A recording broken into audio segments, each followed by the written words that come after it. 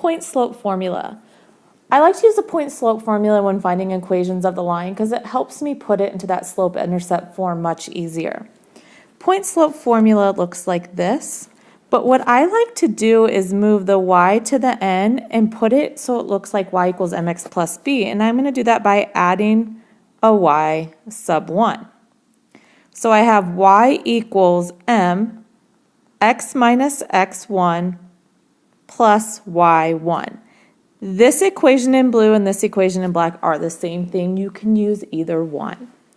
Okay, let's go ahead and find an equation of the line given this piece. So here's my x1 and my y1, and I have a slope. So y equals, my slope is 2/3. X minus the x value plus the y value. Now all I have to do is distribute and solve. Y equals 2/3 x plus 0 plus 3. So my final answer is y is 2/3 x plus 3. There's my equation of the line in slope-intercept form.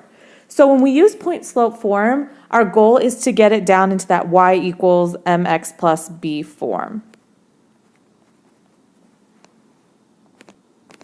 Next problem.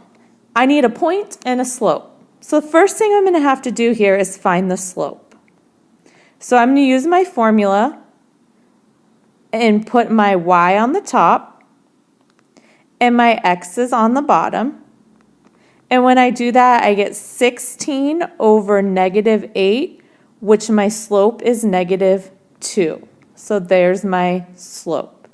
Then I choose a point. I can choose either one of the 2 points, and I like to choose, since they both, I usually like to choose the one with less negatives, and if they both have negatives, then I choose maybe the smaller one. So I'm going to plug it into my equation. Y equals, so here's part 2, we're going into point slope formula. The slope is -2. X minus the x value is 5 plus the y value, which is -6, so I really don't need that plus. From here, I'm going to distribute -2x, -2 times -5 is a +10, and simplify my answer. So my last step, I'm going to simplify, and I get y equals -2x minus 16. There's my equation of the line. Last problem we're going to look. So we're going to change it up just a bit. It says the slope is undefined, and it goes through the point 1, 4. My theory is when in doubt, draw it out. So I'm going to plot the point 1, 4. And if I want an undefined slope, it needs to look like this. So I have a vertical line.